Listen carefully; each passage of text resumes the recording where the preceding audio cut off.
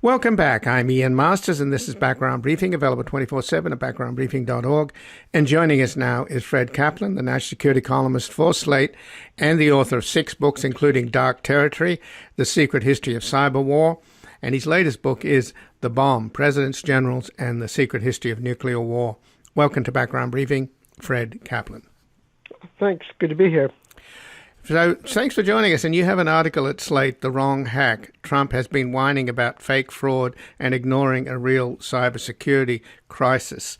So we certainly had a continuation of fake fraud today in the Senate Homeland Security hearing chaired by Senator Ron Johnson, where a bunch of Trump's lawyers and Ken Starr and others just repeated all of these baseless conspiracy theories about how the elections were stolen.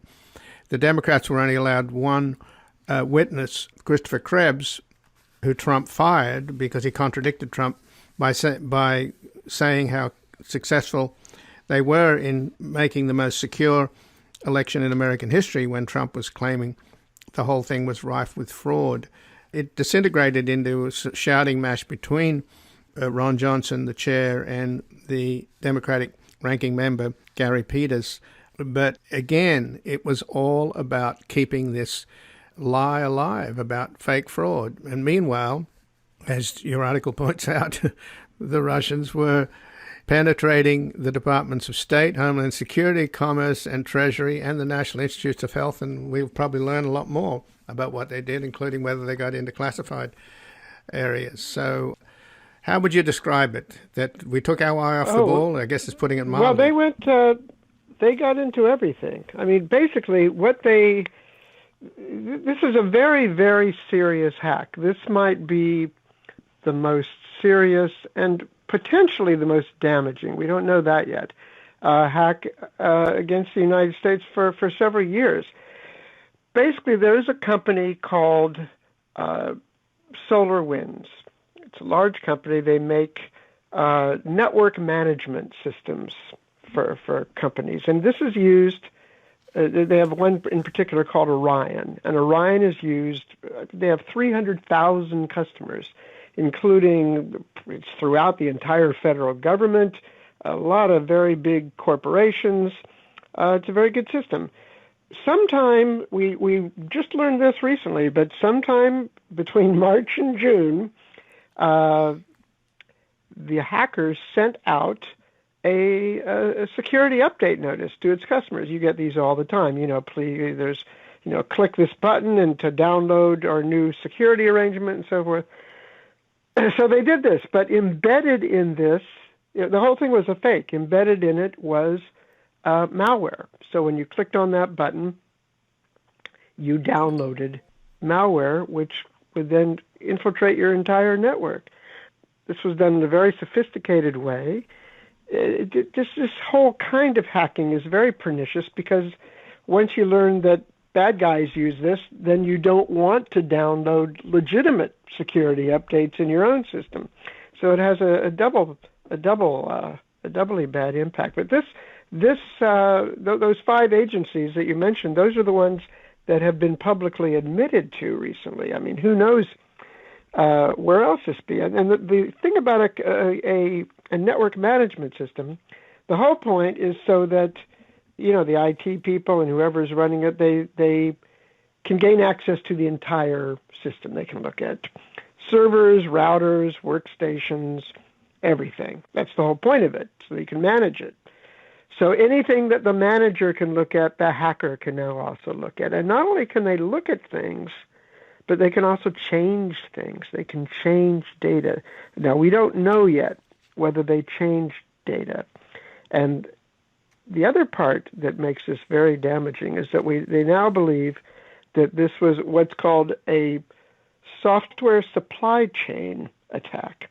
In other words, nothing was wrong with this company, SolarWinds, but something that they had purchased from another vendor, a code, or something from a Java library. I mean, something, and we don't even know what that is yet.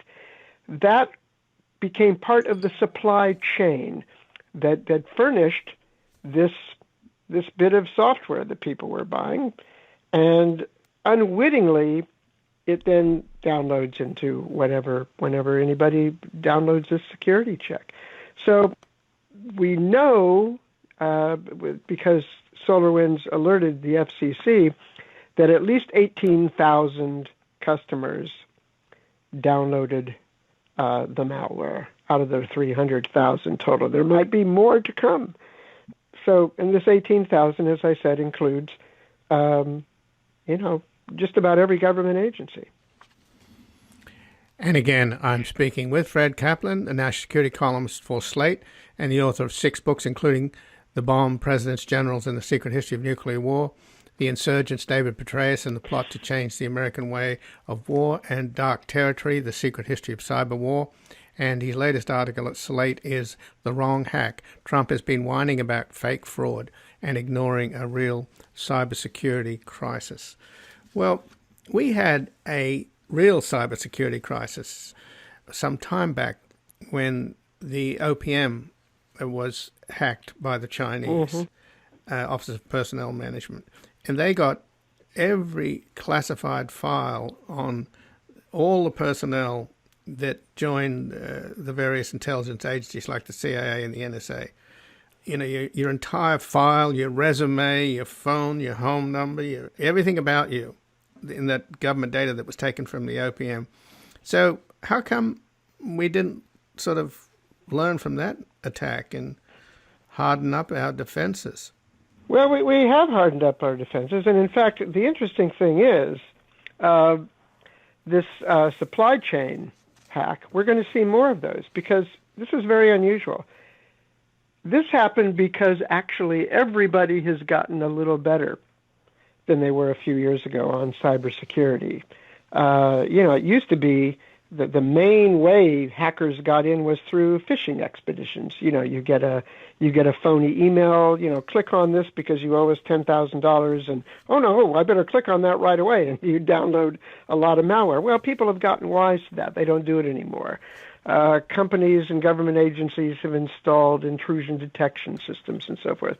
It's becoming harder to hack. And so this new way where you come in completely in the back door, even through, something like a security upgrade notice, it's like being burglarized by somebody wearing a police uniform. It's the last thing that you think is going to happen.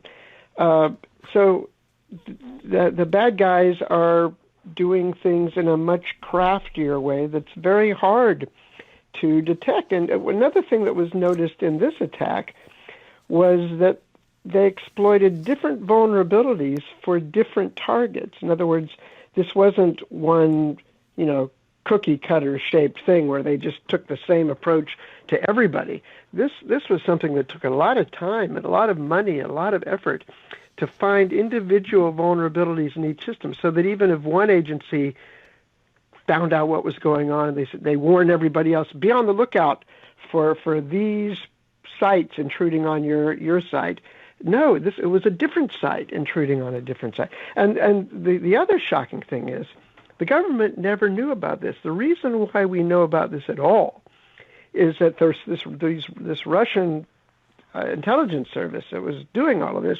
They hacked a company called FireEye, which is one of the leading cybersecurity firms in Silicon Valley. And they detected it. And then they started looking around for other places and warned the Department of Commerce and others. So it was a private company. And then the private company, did a very civic-minded thing. They notified everybody. They publicized, okay, we've been hacked, which is kind of an embarrassing thing for a cybersecurity company to say. But they said, yep, we've been hacked.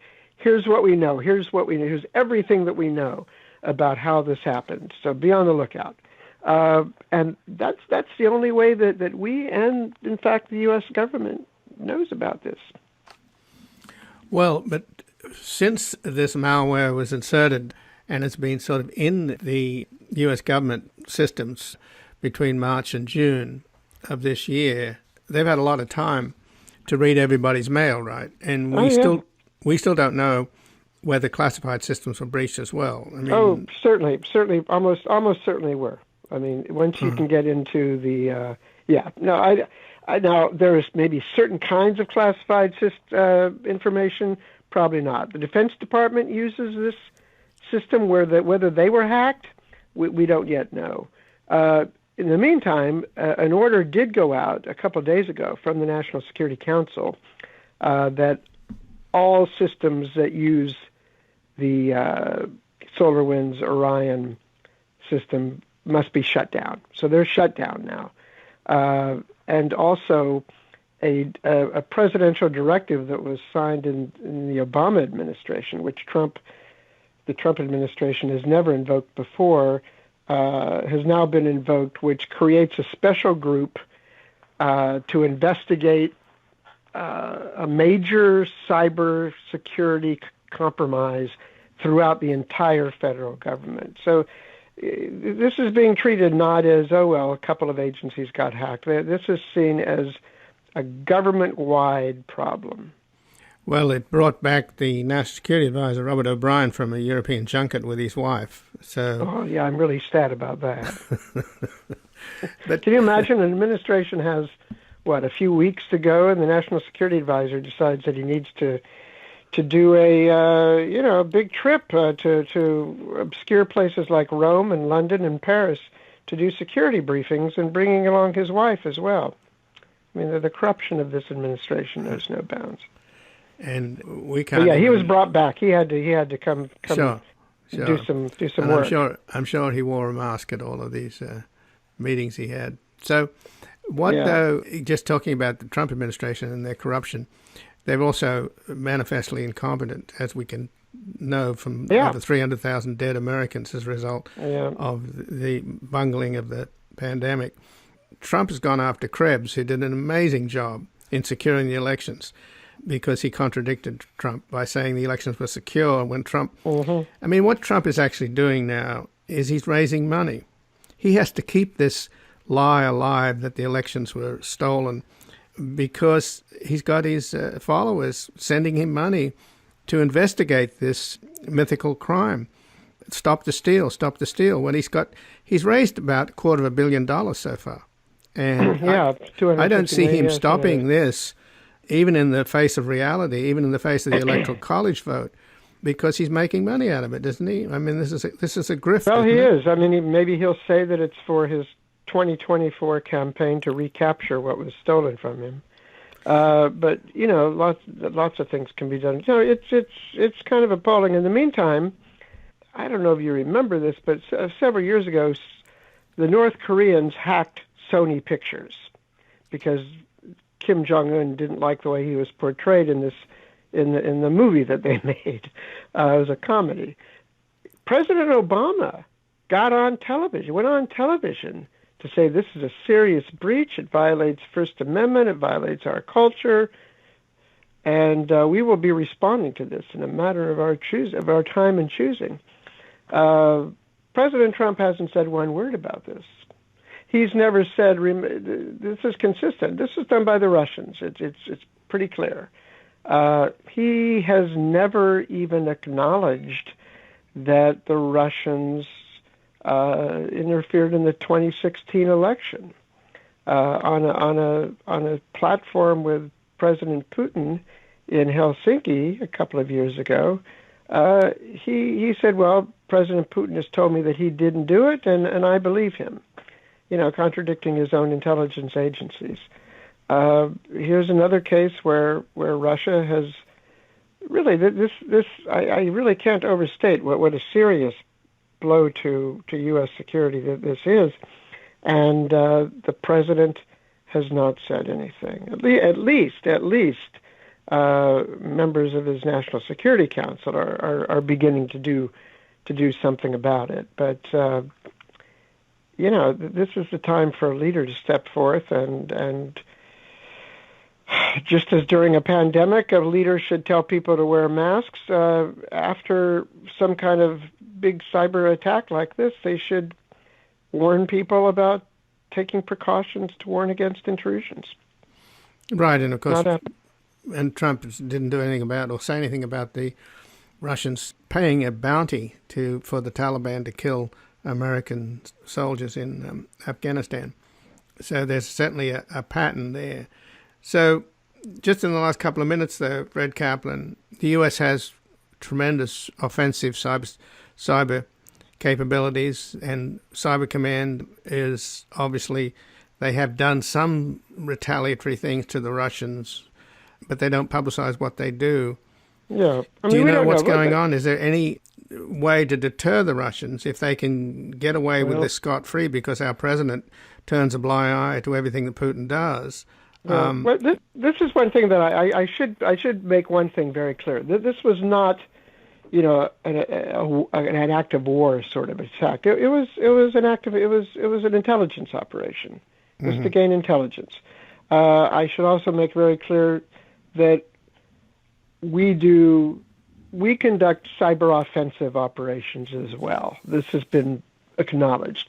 A few years ago, the Stuxnet operation, which was a U.S.-Israeli operation to sabotage centrifuges in Iran to slow down their nuclear program, and it was quite successful for a little while. So this kind of thing goes on both sides. Whether we have done anything in response, or I don't know, and I don't think I would know. But you raise an interesting question about deterrence. What deters Russia? This is something that I've looked into, and it's very interesting. After the atomic bomb went off in 1945, really within weeks or months, there were strategically minded civilians who raised the question: does this new weapon, is it a weapon like any other weapon, or is it something that's so powerful that the main point of our policy must now be to prevent war rather than to wage and win it? And they came up with some ideas about, well, how do you deter nuclear war? And the basic part of it, which is still in effect, is, well, the basic thing is you maintain a capability so that if the bad guys attack us, we can retaliate against the bad guys. And that will deter them from attacking us in the first place. With cyber operations, nobody has really thought much about deterrence. How do you deter? With nuclear weapons, there's a bold, big red line. The difference between using a nuke and not using a nuke. With cyber, there are cyber attacks of one order of magnitude or another all the time, every day, against banks, against companies, against this, against that. Where is the line that separates, a nuisance from a major national security threat? From something that is just the cost of doing business in the cyber age, or something that really requires the government to step in and do something? These kinds of basic questions are only beginning to be asked, and how you deter a country from doing something, it's a problem that nobody has really yet found the answer to. Well, Fred Kaplan, I thank you very much for joining us here today. Sure, thank you. Anytime. And again, I've been speaking with Fred Kaplan, who's a national security columnist for Slate and the author of 6 books, including The Bomb, Presidents, Generals, and the Secret History of Nuclear War, The Insurgents, David Petraeus and the Plot to Change the American Way of War, and Dark Territory, The Secret History of Cyber War. And his latest article at Slate is The Wrong Hack. Trump has been whining about fake fraud and ignoring a real cybersecurity crisis. We're going to take a brief station break and back examining the role of Bellingcat in exposing the botched assassination of the Russian dissident Alexei Navalny, whose latest YouTube video, which we are linking to at backgroundbriefing.org,